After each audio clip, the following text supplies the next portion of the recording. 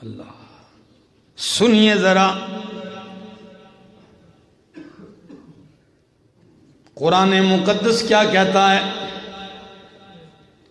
صحابہ کرام اعلان ہو گیا کہ امام الانبیاء غزوہ تبوک پہ جا رہے ہیں۔ کون سے غزوے پہ؟ غزوہ تبوک پہ جا رہے ہیں۔ فصلیں پکی ہوئی ہیں، کھجوریں پکی ہوئی ہیں، سارا سال کا دار و مدار انہی کھجوروں پر ہے، موسم گرمی کا ہے۔ صحابہ نکل پڑے اللہ کے رسول کے ساتھ، 3 مخلص صحابہ، سچے صحابہ، وہ رہ گئے، غفلت کی وجہ سے رہ گئے۔ خیال تھا گھوڑے ہیں، بعد میں جلدی جلدی پہنچ جائیں گے، کسی نے یہ سوچا، اور کسی کا دل میں خیال آیا اللہ کے نبی آئیں گے، معذرت کر لیں گے، خیر ہے۔ 3 نہیں گئے۔ کون سے 3 صحابہ؟ حضرت کعب بن مالک رضی اللہ تعالیٰ عنہ، حضرت ہلال بن امیہ رضی اللہ تعالیٰ عنہ، حضرت مرارہ بن ربیع رضی اللہ تعالیٰ عنہ۔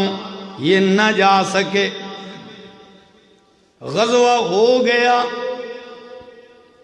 امام الانبیاء واپس آ گئے، مسجد میں جلوہ افروز ہیں، منافقین دھڑا دھڑ آ رہے ہیں، جی میرے گھر میں مجبوری تھی، میں نہیں جا سکا، بس معذرت خواہ ہوں۔ نبی علیہ السلام معذرت قبول کرتے جا رہے ہیں، جو معذرت بہانہ پیش کرتا ہے اللہ کے نبی قبول کرتے جا رہے ہیں۔ وہ اٹھتے جا رہے ہیں خوشی خوشی، گئے بھی نہیں، معاف بھی ہو گئے ہیں، بہانے بھی جھوٹے ہیں، اور جان خلاصی بھی کر لیں۔ کعب بن مالک فرماتے ہیں میں نے بیوی سے مشورہ کیا کہ اگر اللہ کے رسول آ گئے تو میں کیا کہوں گا، میں کیا کہوں گا؟ کبھی کہتا ہوں بہانہ بناؤں، کبھی کہتا ہوں یہ عذر پیش کروں، لیکن دل مانتا نہیں۔ آخر میں ارادہ کر لیا کہ سچائی میں نجات ہے، میں ہمیشہ سچ بولوں گا، جو سچ بات ہوگی وہی کہوں گا۔ امام الانبیاء بیٹھے ہیں، حضرت کعب بن مالک کہتے ہیں سارے لوگ اٹھتے گئے، جب میری باری آئی تو نبی علیہ السلام مسکرا گئے۔ آپ کو پتہ ہے کبھی کبھی بندے کو غصہ آتا ہے تو غصے کے ساتھ بھی مسکراہٹ آتی ہے۔ کوئی زیادہ آپ کو غصہ دلائے تو بندے کو کسی وقت غصے سے بھی ہنسی آ جائے۔ تو کعب بن مالک فرماتے ہیں میں سمجھ گیا کہ یہ مسکراہٹ تو غصے اور غضب کی ہے۔ بیٹھ گیا، فرمایا ہاں بولیے، میں نے جھوٹ نہیں بولا، سچ سچ کہہ دیا یا رسول اللہ، بس اپنی کوتاہی اور غفلت کی وجہ سے کوئی عذر نہیں تھا، میں نہیں جا سکا، سچ کہہ رہا ہوں۔ جھوٹ کہہ کے جان خلاصی کر سکتا تھا، لیکن یا رسول اللہ جھوٹ تو انہوں نے بولا ہے جنہیں اللہ کی سچائی پہ اعتماد نہیں۔ مجھے تو پتہ ہے اگر میں جھوٹ بولوں گا آپ سے تو جان بچا لوں گا، لیکن آپ کے رب سے تو جان بچا سکتا۔ وہ وحی اتار کے آپ کو بتا دے تو میرا کیا بنے گا؟ سچی سچی بات کی۔ نبی علیہ السلام نے فرمایا فقم، چل اٹھیے اٹھیے، حتی یقضی اللہ فیک، اب جاؤ، اب میرا فیصلہ نہیں، اب آپ کے بارے میں اللہ کا فیصلہ آئے گا۔ اٹھیے، اب اللہ فیصلہ کرے گا۔ اٹھا دیا، اب پریشانی کے عالم میں ہوں، باہر آتا ہوں، لوگ کہتے ہیں کہا نہیں تھا بہانہ پیش کرو، کہا نہیں تھا آپ کو، بہانہ پیش کرنے والے بچ گئے۔ آپ تو سچے تھے، آپ نے جھوٹ کیوں نہیں بولا؟ جان چھڑانی تھی چھڑا لیتے۔ اب بڑا پریشان ہوں، اللہ کے پاک پیغمبر نے سب کو منع کر دیا، بات نہیں کرنی ان سے، سختی پر سختی، ہر طرف جدھر جاتا ہوں منہ پھیرے ہوئے ہیں لوگ، اب دیکھتا بھی میری طرف کوئی نہیں، میرے اوپر زمین تنگ ہو گئی، اب مجھے جگہ نظر نہیں آ رہی، میں جاؤں تو کہاں جاؤں؟ اسی پریشانی کے عالم میں 1 مہینہ گزر گیا۔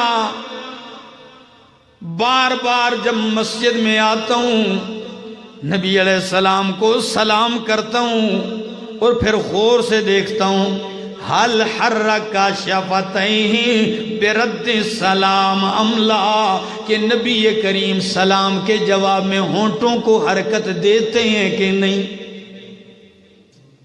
نبی کے ہونٹوں کو دیکھتا ہوں، میرے سلام کا جواب دیتے ہیں کہ نہیں؟ صحیح مسلم سے یہ حدیث سنا رہا ہوں، کہتے ہیں جواب نہیں آتا۔ کبھی کبھی آپ کی دائیں جانب آ کے نماز میں کھڑا ہو جاتا ہوں اور نماز میں ترچھی نگاہوں سے آپ کی طرف دیکھتا ہوں۔ کس میں؟ نماز کے دوران ترچھی نگاہوں سے آپ کو دیکھتا ہوں کہ نبی میری طرف دیکھتے ہیں کہ نہیں، میری طرف دیکھتے بھی ہیں کہ نہیں۔ لیکن کعب کیا فرماتے ہیں؟ کہتے ہیں جب میں غم کے حالت میں کھڑا ہوتا ہوں تو نبی میری طرف دیکھتے ہیں، لیکن جب میں ان کی طرف نگاہ اٹھاتا ہوں تو آپ آنکھیں پھیر لیتے ہیں۔ اللہ، شاگرد کو تادیبی سزا دی جا رہی ہے۔ کہتے ہیں 1 مہینے سے اوپر ہو گئے دن، میرا چچا زاد بھائی ابو قتادہ رضی اللہ تعالیٰ عنہ، جگہ کوئی دنیا میں مجھے راس نہیں آ رہی، ان کے پاس آ گیا۔ میں نے کہا السلام علیکم، کہتے ہیں فواللہ ما رد علی السلام، اللہ کی قسم ہے میرے چچا زاد بھائی نے مجھے سلام کا جواب نہیں دیا۔ یہ مجھے سب سے زیادہ پیارے تھے، بولتے نہیں۔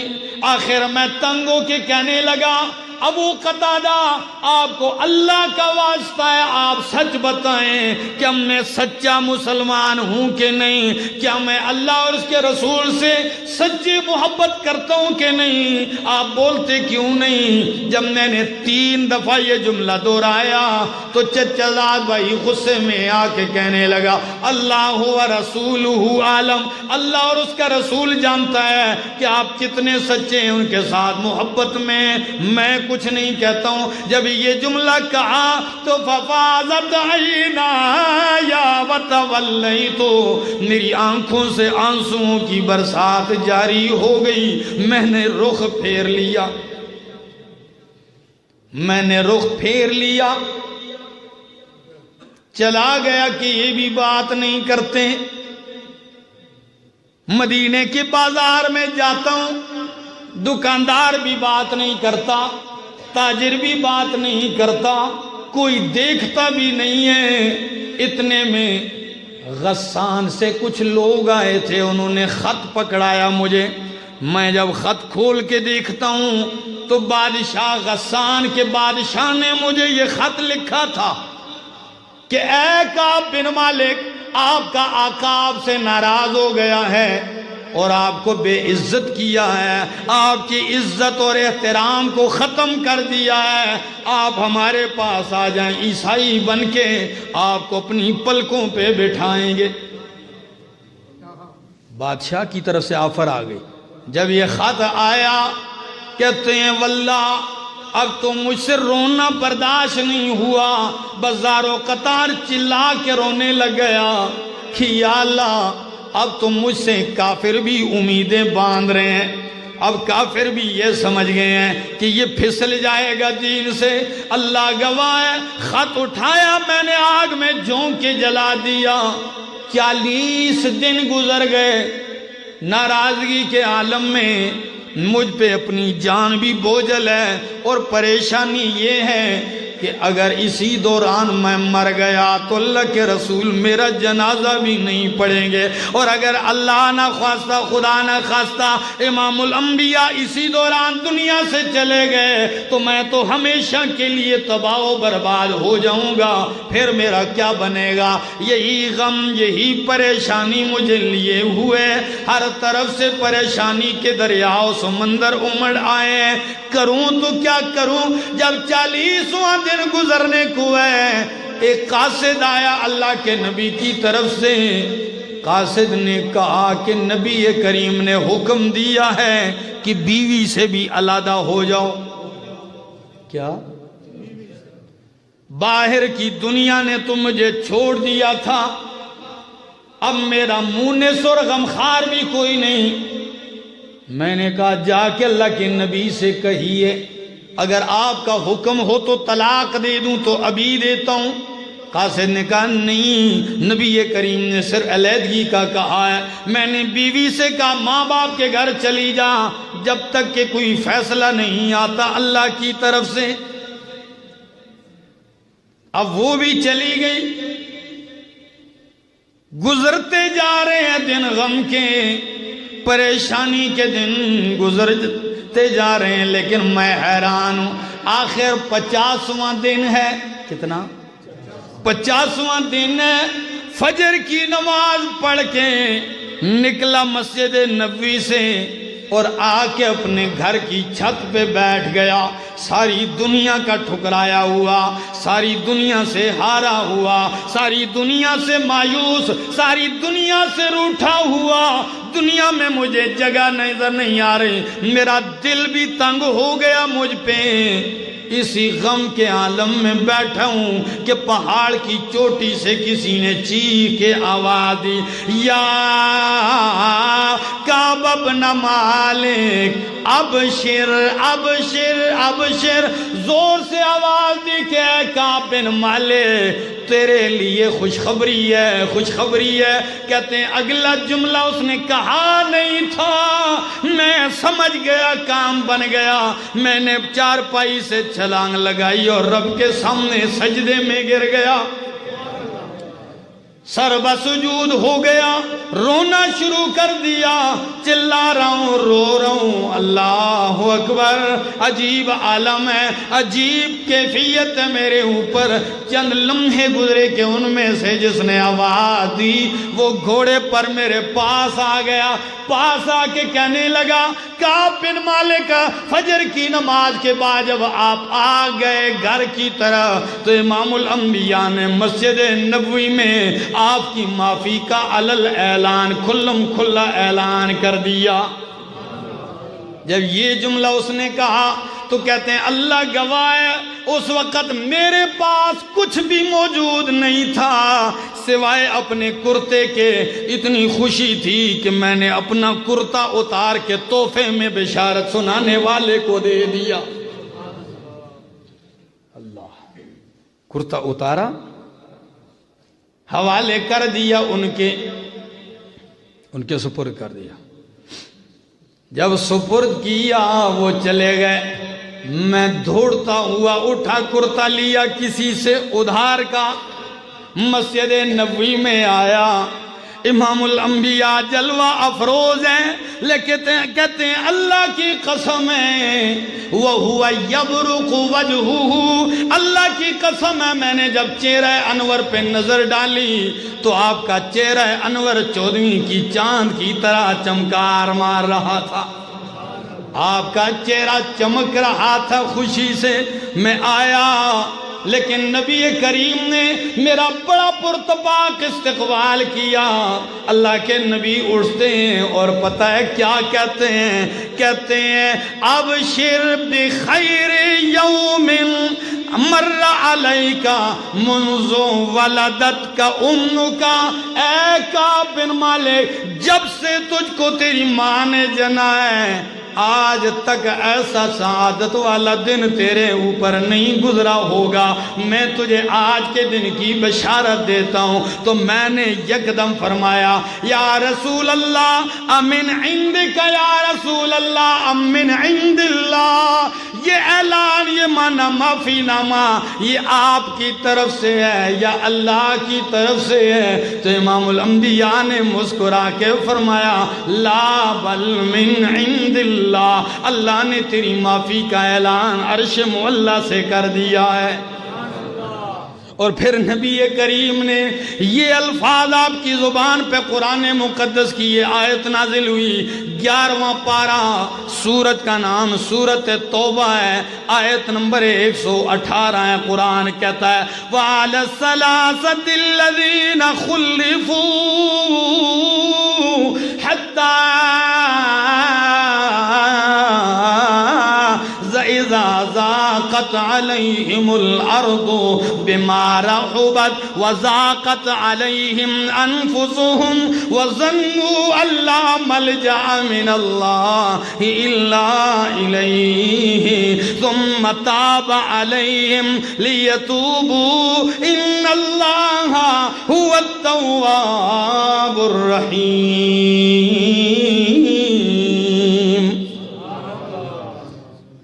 وَعَلَى الثَّلَاثَةِ الَّذِينَ خُلِّفُوا، اللہ فرماتے ہیں میں نے توبہ قبول کر دی، میں نے مہربانی کر دی ہے ان 3 آدمیوں پر۔ کتنے؟ سچے تھے نا؟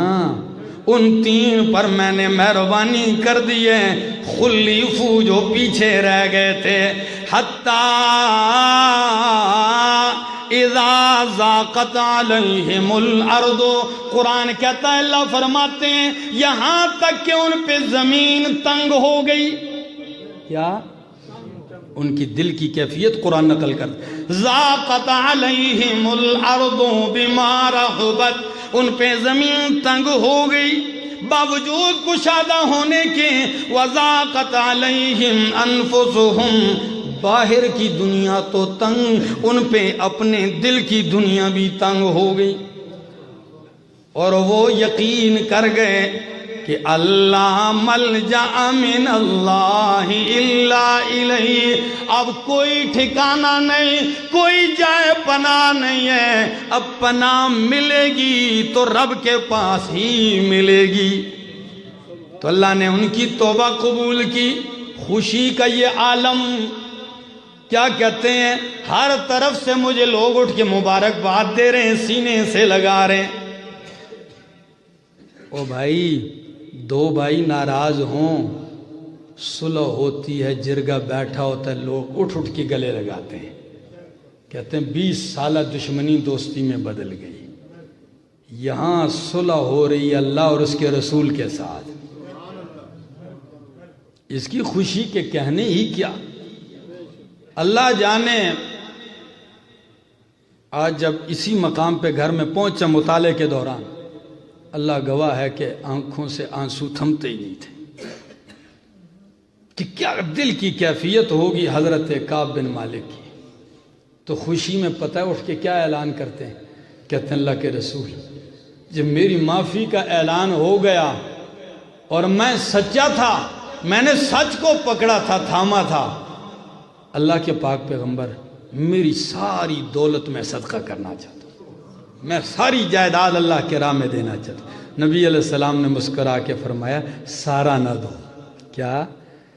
آئے ہائے ہائے، جذبات کے فیصلے نہ ہو، سارا نہ دو، کچھ پاس رکھ لو، کچھ دے دو۔ ان کے دل کی لاج بھی رکھی، ان کی ضروریات کو بھی مد نظر رکھا، فرمایا سارا نہ دو۔ پتہ ہے کیا کہتے ہیں اس واقعے کے بعد؟ کہتے ہیں اللہ کی قسم اس جملے کے بعد میں نے موت تک کبھی جھوٹ نہیں بولا، میں نے عہد کر لیا کہ سچ کو آنچ، جیت ہمیشہ سچ کی ہوتی ہے۔ میں سچا تھا، اللہ نے میری معافی کا اعلان عرش معلی سے قرآن بنا کے نازل کر دیا۔